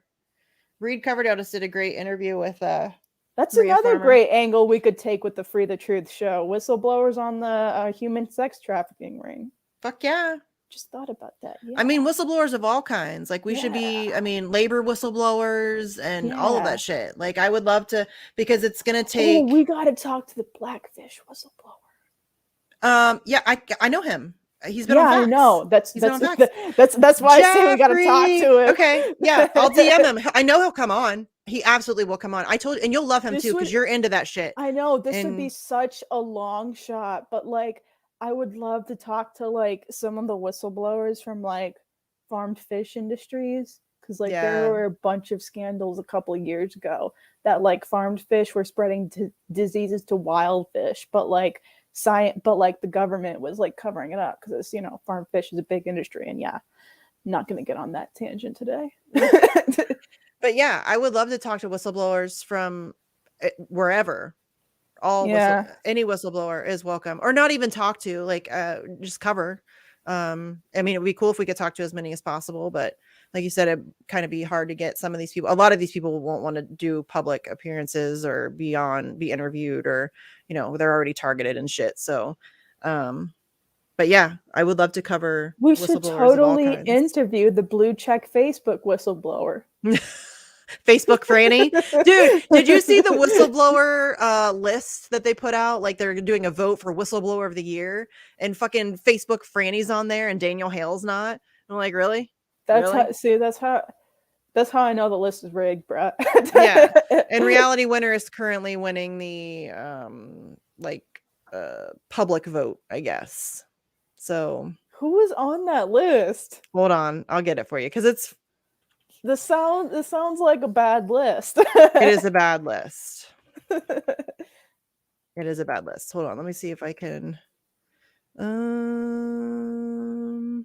yeah, no, that'll be cool. Talk about. Yeah, I'm excited. We need to figure out. Are we doing Assange our first? This is like we're doing a production meeting now on Bitch, but here we go. Hey, we do it on Slow News Day all the time. Yeah, fuck it. But I mean, people in the chat can comment, like, can give us ideas too. I'm totally like, down what for stories do you want to see? Yeah, is there any particular whistleblowers you would like us to talk to or to cover? But yeah, are we doing an Assange episode to kick it off, or what are we doing? I don't know. It's like it starts soon, like in a week or so. And Assange, definitely. Well, we're definitely going to talk about Commander X, because our first episode is on January 6th. Because our first episode is on January 6th, and which is next Thursday, I'm pretty sure. And then X's upcoming court date is on January 11th. So definitely. My birthday is January 12th, you guys. Oh, I know. It's my 40th. And that's actually a bitch day, so I'm gonna have a birthday party stream for my birthday. 40. Wow. I know, right? I'm old enough to be your mother, Glory Jones. You kind of are. I'm not. Here's the list. I know I am. I'm like 20. Although my mom is older than you, to be fair. I know. I would have been a young mother, but I am old enough to be your mother. So the Britney Spears whistleblower. Fred Edwards' birthday is on January 6th. Oh, Fred. Sorry, Fred. So Pinterest whistleblower. Yeah, the Catholic Church whistleblower, NSA Reality Winner, and then the Pentagon Papers whistleblower, because the Ellsberg stuff, it's the 50th year. So I don't know if you saw the Ground Truth thing, doing the whole project they were doing around Daniel Ellsberg for the 50th anniversary. Yeah. But I mean, even like to put Dan Ellsberg should, I mean, certainly be on there. Like, it definitely deserves to be on there. But I mean, like, I don't want to diminish these whistleblowers, but at the same time, this is come on, the Facebook. I will diminish the Facebook. This is a little bitch list. Like, this is a little bitch list. Yes, I mean, again, no offense to anybody on the list. I have spoken, but seriously, no Daniel Hale at all. Really? Yeah. Really? Yeah. Come on. Yeah. I don't think that that's unreasonable for me to be like, really? Well, not to mention there were other Facebook whistleblowers before Miss Francis. They just didn't get any attention. So yeah. And she's not a fucking whistleblower. Come on. So stupid. No, Daniel Hale should be on that list. Daniel Hale should be winning that vote easily, handedly. It's annoying. Write to Daniel Hale, by the way. Yeah. Please and thank you. And Commander X. Yes, please. Yeah. Do you have that handy? Do you have the address handy? Santa Rita Jail. Enter Christopher Doyen, UMD 885. Enter 5325 Broder Boulevard. That's BRODER BLVD. Enter Dublin, DUBLIN, California, 94568. Nice. I'm gonna drop Daniel Hale's GoFundMe. They are finally, he fought his team on this for a very long time. He didn't want to do a GoFundMe for himself. But they are raising money for legal fees, and also once he gets out, like getting back on his feet and stuff like that. We did the shit for Chelsea. I would love to see us do the same thing for Daniel. And for any whistleblower ever who I would love to see that. Like, I'm not even kidding you. The day that we raised that money to pay off Chelsea's court fines, that was one of the best days ever. It made my day. It was fantastic to watch that. I was live tweeting it. I was like, you guys, it's already up to, oh my gosh, I can't believe it. Me too. I was pumped. I was like, we're only 5K away. And I remember I got so gassed because the fundraiser closed right as it hit, like, what was it, 250K or the target amount, because it closed right as it hit that amount. So I was like one of the last people to get my donation in, and I was like, yeah. Yeah, it went so fast. It was like 16 hours and we had her court fines paid off. And that made me so fucking happy to see people rally around a whistleblower and, you know, say, no, fuck this shit. We're going to have her back. And that was seriously one of the best days. It was so good. Like, that was so good for my soul. Like, I need those days every now and then where it feels like a win. I don't know if it is, but it feels like a win. We take them where we can get them, definitely. Yes. But yeah, it's nice to get one. Dude, you guys know I'll invent wins. I will make shit up if I have to. I'm kidding. I will make shit up. I will take credit for something that I didn't have anything to do with, if it'll make me feel better about the fact that, you know, this is hard and we don't get a lot of wins. Very little. It's mostly very depressing. Wins. Yeah, we get our asses kicked a lot. We do, you know. but eventually we'll get the biggest win of them all. Yeah. Yes, we will. We can win this. I know it seems very desperate. It is very desperate. But we can win. We can. We absolutely it's possible. Can. It's not going to be easy, but it is very much possible. It is very, very, very possible. I mean, you know, what was the Fidel quote where he said he'd start, you know, how I forget the numbers, but like the Cuban Revolution started with not a lot of people. Right. It was Fidel Castro, Che Guevara, and a couple other people on a boat that said, hey, we're going to liberate Cuba. And then that was how it started. I understand that I am overgeneralizing the shit out of the story here, but that was more or less how the story started. And then after the revolution happened, he said, oh yeah, I do the same thing again with 10 men, because all you need is faith. No, and that's every time I see somebody criticize an event because there wasn't a lot of people there, I'm like, are you fucking joking me right now? Like, where do you think movements start? Do you think that you start with thousands of people lining up in the streets? You're a joke. It's clear you've never organized for anything obviously ever. There are some events that I wish people would show up to in numbers, but like at the same time, the amount of numbers in an event should never determine the significance of the cause. Like, no, and it shouldn't diminish the efforts made. It shouldn't. Listen, it's not going to be easy to get people, like when everybody was criticizing the March for Medicare for All marches. I mean, we're in the middle of a pandemic. It's gonna, like, shit like that's gonna be hard. Organizing is hard. Starting a movement is hard. It's difficult to get people to be willing to come out into the streets for mobilizing anything. People is fucking hard. Like, it is. People are busy. Like, it's hard to get people to turn up for a protest for Julian Assange when he's not here. Yeah. Well, I mean, most people, yes, that's, I will say, and I've said this to other people before, but I think Assange activism is difficult. It's difficult for multiple reasons. It's really fucking hard. Like, I was on somebody's show who was trying to compare the fight for Medicare, and I'm like, y'all, people talk about that on a regular basis. Like, Medicare for All is something that has been on the radar for a long time now. There's lots of conversations being had. It's talked about on mainstream media. It's talked about, I mean, it's a very different animal. Like, we can't even get people to talk about Assange a lot of the time. Like, we can't even get people to mention it. So yeah, it's not the same. I mean, I'm not diminishing the work that's done for Medicare for All. I have a great deal of respect, but I do think that it's definitely different. It's not an easy thing. That's it's not. I don't know where I was going with that. Even, you know what, even like honestly, it's hard to get people to turn out for any cause that doesn't have some popular clicky thing backing it. It really is, because like even for Black Lives Matter events, like those like I think of, 20K people in Hollywood or something like that marching. Fast forward to the end of 2020, and you maybe have a couple dozens of people that will show up to a Black Lives Matter protest. That protest that used to have hundreds of people easily. So it's hard to get people there, and then it is hard to sustain the energy. Do you know what I mean? Yeah, like without some sort of like exciting event or like big group backing it, like some attention grabbing something or other. Yeah, like it's hard to get people to turn out to an event. Yeah.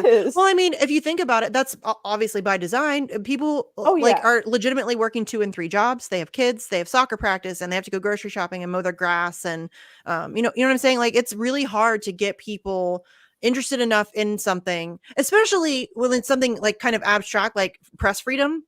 People don't think about press freedom. It's not something that's in their face every day. Especially you know what I mean? Because it's like it's harder. How do I explain this? Like sometimes it's almost harder to get people to fight against something once that thing has already happened than the thought of something happened. Like with Julian Assange getting extradited, like I honestly think it would be easier to mobilize people if he had been extradited. It would be easier to mobilize people in America to care for Assange, like if he's been extradited here, whereas where he is now being just like he's in limbo, relentlessly tortured in some legal lull. Yeah. Well, and that's by design too. I think that's why they're trying to drag this out as much as possible. I think that they want him to be in that limbo stage because nobody's going to, I mean, if he's extradited, once that happens, I think that will set off alarm bells for people who are otherwise dormant at this point. I think there's a lot of people who that would set them over the edge and they would become active at that point. I think there's a lot of those people. It's unfortunate that they can't just wake the fuck up now.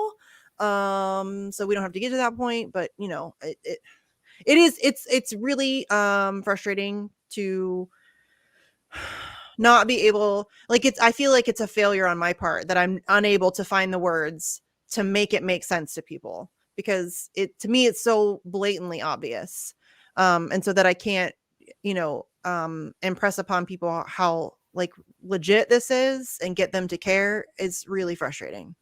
It's super fucking frustrating because they're otherwise intelligent people.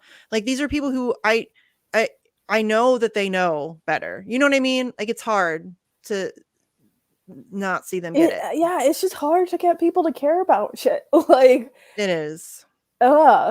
Even like, stuff that they care about, it's like most people, it's very superficial. It's like they want to tweet about it and they want to like use it as to score Twitter points or to, it's like you care about it, signal. But okay, are you going to show up to a protest for it? Like, are you going to try and reach out to other people to talk about it? For the thing? Like it's about making that jump. Like it's not only about making the jump from like, it's like not caring to caring, but also like from caring to fighting. Active. Yeah, because I think a lot of people, and I'm not like trying to shit on those people. I used to be one of those people who I cared about stuff, but I didn't really get very involved. I didn't really, you know what I mean? Like I think we've all we all were there at some point. Like it's not it, and I understand, like I definitely understand why it might not be the easiest jump to make. But you have to make it. We need people to make it. I mean, you don't have to. I mean, we can't force you to do anything, but we really need people. We really do. We really need people. Lots of people. That's why I get really fucking annoyed when people try to like trash other supporters and shit. You know what I mean? Like that's the last thing we need.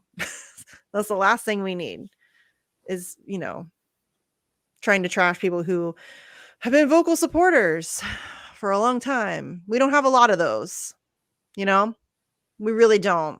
And that's another thing too. I think that if we could get like a couple big people, like you know what I mean by big people, like they're not big or better or whatever, but you know what I mean, culturally relevant people, if we could get a couple of them on board in a kind of bigger way, I think that like sets a snowball in motion too. I think that would really open like a giant floodgate of support, because right now it's still not socially acceptable to be an Assange supporter. Like even Susan Sarandon, who I think supports Julian Assange genuinely, and who has gone to a couple of events, but she doesn't really talk about it that much. And even when she does, I've noticed that it's not, she'll retweet somebody else. She doesn't ever really speak on it herself. And that's disappointing. I get it. It's been made like a third rail issue for a lot of people for various reasons. You know what? I have a proposition. If you're a big celebrity, and I don't know if you'd be watching this to begin with, but probably not. If you are a big celebrity that supports Julian Assange, and you wanna be more vocal about it, but you're too like iffy on it, just give me your Twitter account and your password, and I will take care of all the smears for you. And dude, I will have your fucking back. I get that I'm a nobody. I get that. I will have your fucking back. I will have your back. Like I will, we need that. We need that. I will thank you. I will support you. I will have your back on all of the trolls that you're bound to get. All of those things. 100%. I'll give you all the resources you need. Like, yes. We need people, lots of people, and not just celebrities. I just think that that could help, but like just people. We just need people, all of you, everybody, your friends, family, neighbors, brothers, sisters, cousins, uncles, nephews. I think one of the things that happened this year that at least was kind of like a turning point to me narrative wise was like there are a lot more people that aren't afraid to speak up for Palestine. Yeah, because like before, it used to be like a thing where, you don't talk about it. And if you did, you just get like a bunch of Zionist tears or whatever.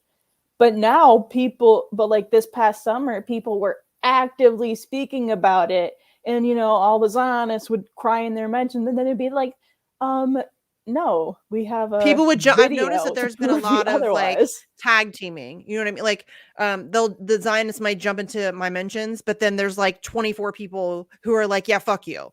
You know what I mean? So they're not gaining any traction even when they're trying to like troll and control the narrative and to like badger people into silence.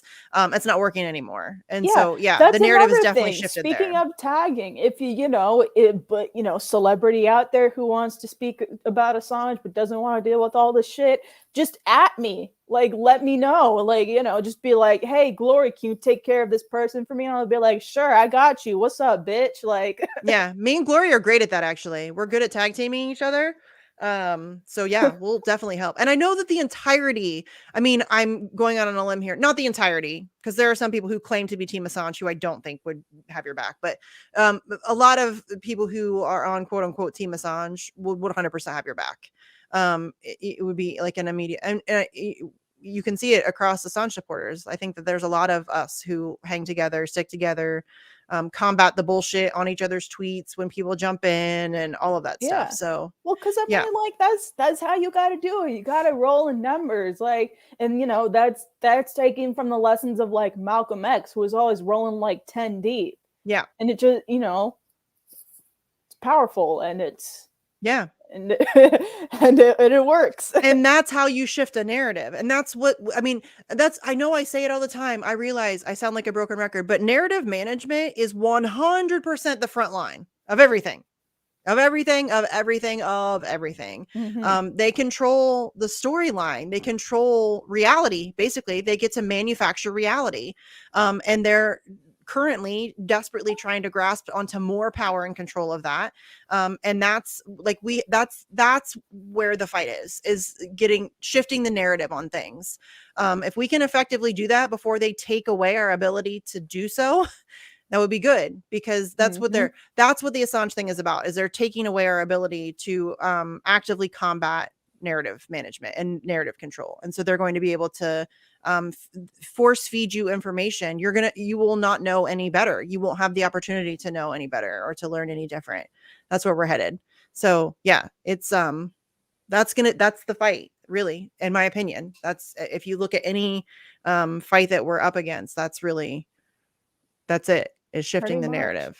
Yeah. What's good, Marcus? I see Marcus in the chat. Marcus, hey. I'm really bad at watching the chat, so sorry guys, I'm not ignoring you. It's okay. You guys know, everybody knows. I'm really bad at it. I get involved in like the conversation, and I can't do both. I get both, distracted. But I'm a serial multitasker, so I usually am, but I can't, like, when I'm talking to people, that's harder for me.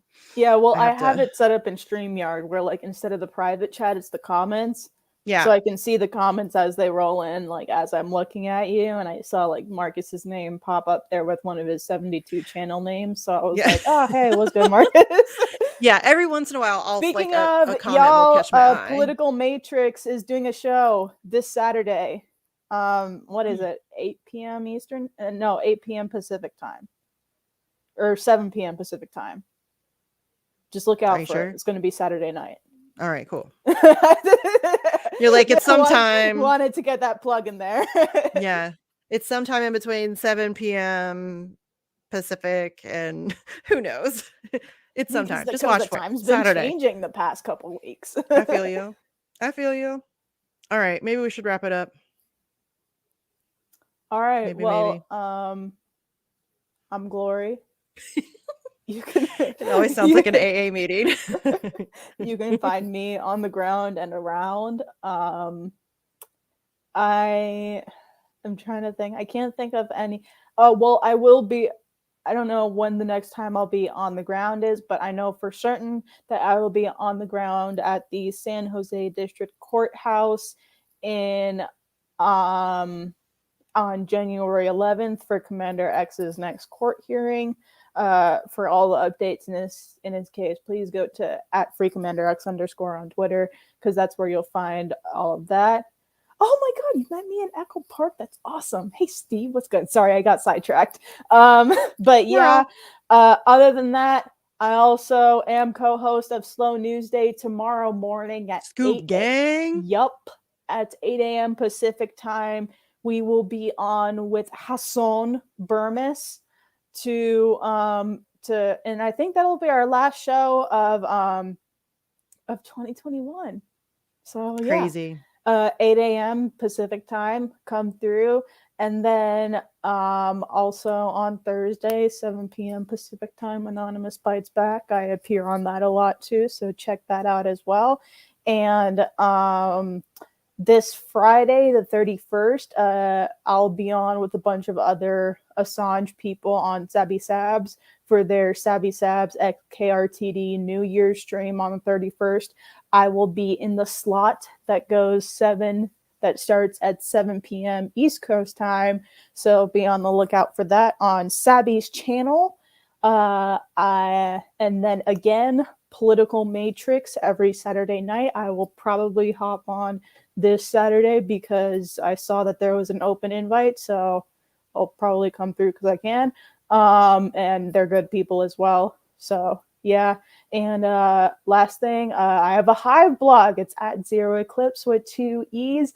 I think I'm working on a big deep dive on deep sea mining. It's just taking a while because I'm like still slowly getting over finals burnout from this past semester. Yeah, I've definitely, like I said, the train wreck that was December 10th plus finals kind of like sapped a lot of my energy. So I'm trying to get over that little bit of burnout, because I do want to put out something on seabed governance and how that ties in with like the stakeholders involved with like deep sea mining. And yeah, so I want to put out a piece on there. But yeah, in the meantime, I do have a blog on hive.com @ZeroEclipse with 2 E's. I think that's everything. Yeah. Are you sure that that's everything? Hold up. Now it's everything. No, there you go. Last reminder. Yeah. First show on January 6th. Yeah. January 6th, bitches. Look at the audacity of these two bitches. Yeah. I can't wait for everybody to... We didn't plan to make it on January 6th, by the way. We only planned to make it the first Thursday of the new year, which just so happened to be January 6th. Yes, we are a Thursday show, and so it just happened to be that the first Thursday of the year was January 6th, and I think it's hilarious. So if you want to avoid all the overly dramatic garbage that's going to be happening on that day, you can come hang out with us at 4 o'clock Eastern. We're going to be talking about whistleblowers, and journalism and political prisoners and freeing the truth. And I'm super excited about it. It's going to be fun. I think we're doing an hour and a half. I don't know. We're still kind of, ironing out kinks and all that good stuff. So yeah, thanks for coming on to talk about it and make the announcement with me. I'm very excited that we're going to be doing this show together. And let's see, what else do I have? Oh, tomorrow, Facts on the Ground, we're going to have Last American Vagabond Ryan on the show at, hold please. I think 12:45. Hold on. Let me make sure, because I don't want to tell you the wrong date. Where's Jesse? Yeah, 12:45 Eastern. So check that out. I'll tweet about it in the morning. So we'll be live at 12:45. And then as Glory said on Friday, Jesse and I are doing Facts on Friday still at 4 o'clock. And then I'm also going to be making multiple appearances on the KRTD Sabby Sabs New Year's Eve extravaganza. Tentatively, I think I'm going to be on the 1 to 2 hour, the 7 o'clock hour, and the 10 o'clock hour. So I think the 1 o'clock hour is me and Nico, and I don't know who else. And then the 7 o'clock is a bunch of Assange people. Randy Credico, you're doing 7, right?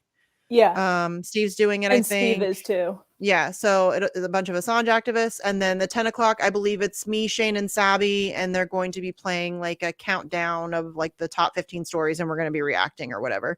So yeah, I'm excited about that. That's going to be a lot of fun. You should definitely check out that entire day's worth of show. You can take a break and watch Facts on Friday at 4 though.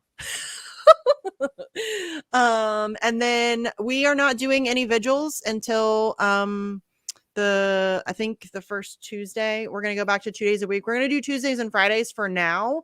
But we may throw in some occasional like Saturday shows if we have some UK guests, because that's, a better time slot for them.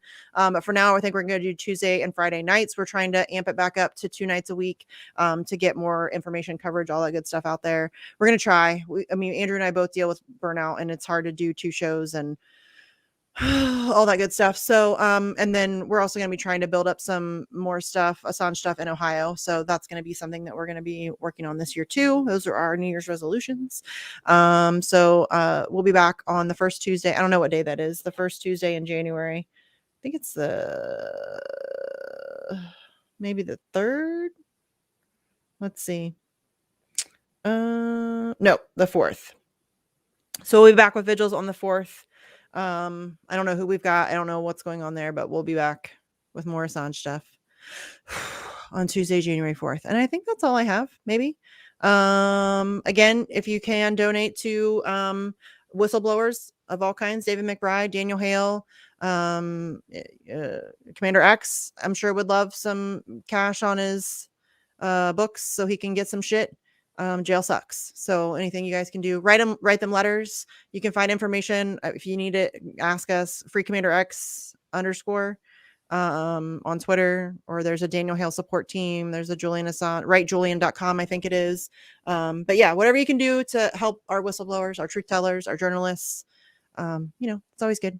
So, and I have no idea who's coming on next week for Bitch. I haven't planned it out, so I'll figure that out and let you guys know. And yeah, I think that's all I got. Thanks, Glory. Thanks, Glory Jones. I love you. I love you, Glory Jones. My favorite Zoomer, comrade. Aww. I know, right? Okay, so yeah, I think that's all I got for you guys. Thanks everybody for hanging out in the chat. We appreciate you, except for the trolls. Actually, I kind of appreciate you too. Thanks for the engagement. You're gonna be here. That's cool. And yeah, we'll see you next week. Actually, I'll see you tomorrow if you come watch Facts, which you should, because Ryan's great. I'll see you tomorrow morning if you come watch Sloan Newsday with Hassan Burmas, which you should. Hassan. All right. Later, guys. Love y'all.